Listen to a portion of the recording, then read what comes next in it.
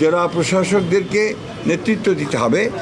আমাদের সরকারের, বিশেষ করে আমাদের মাননীয় প্রধানমন্ত্রী জনাব তারেক রহমান সাহেবের যে কর্মসূচিগুলো তিনি নিয়েছেন, সেই কর্মসূচিগুলোকে বাস্তবায়ন করার ক্ষেত্রে আমাদের যারা সংসদ সদস্য আছেন তাদেরকে সঙ্গে নিয়ে তাদের সঙ্গে পরামর্শ নিয়ে স্থানীয় সরকারের অন্যান্য যারা যে সমস্ত সদস্যরা রয়েছেন তাদেরকে নিয়ে সেইকে সঙ্গে নিয়েই তাদেরকে কাজ করতে হবে।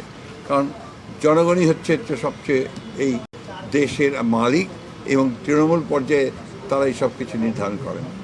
আমরা এই সম্মেলনে যারা উপস্থিত ছিলেন আমরা মনে করি যে আমরা এই ধরনের সম্মেলন প্রত্যেক বছর হয়, এটা অত্যন্ত প্রয়োজনীয় এবং সরকারের একদম জেলা পর্যায়ের যারা কর্মকর্তা তাদের সঙ্গে আমাদের মন্ত্রণালয়ের মত বিনিময় যেটা হয় সেটা অত্যন্ত ভালোভাবে কাজে দেয়। ভবিষ্যতে সেটা যেন আরও বাড়ানো যায় সেটা আমরা বলেছি।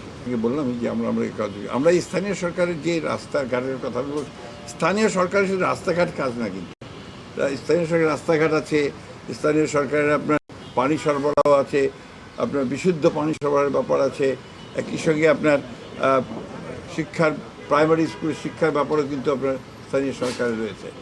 আমরা সামগ্রিকভাবে যেটা দেখেছি যে গত 2 বছর না, গত 16 বছরে ইনফ্যাক্ট স্থানীয় সরকারের যে মূল যেটা একটা কমিউনিকেশন যেটাকে বলি, এই জায়গাটা অনেক ক্ষতিগ্রস্ত হয়েছে। সবচেয়ে দুর্ভাগ্যজনক হচ্ছে যে ব্যাপক আপনার দুর্নীতি হয়েছে। সেই বিষয়গুলো আমরা আমাদের মন্ত্রণালয়ের তরফ থেকে আমরা তদন্ত করব এবং একই সঙ্গে সেগুলো যেন ভবিষ্যতে না ঘটে সেটা আমরা দেখব এবং আমাদের প্রধানমন্ত্রী তারেক রহমান সাহেবের যে কর্মসূচিগুলো আছে সেই কর্মসূচিগুলো বাস্তবায়িত করার চেষ্টা আমরা করব।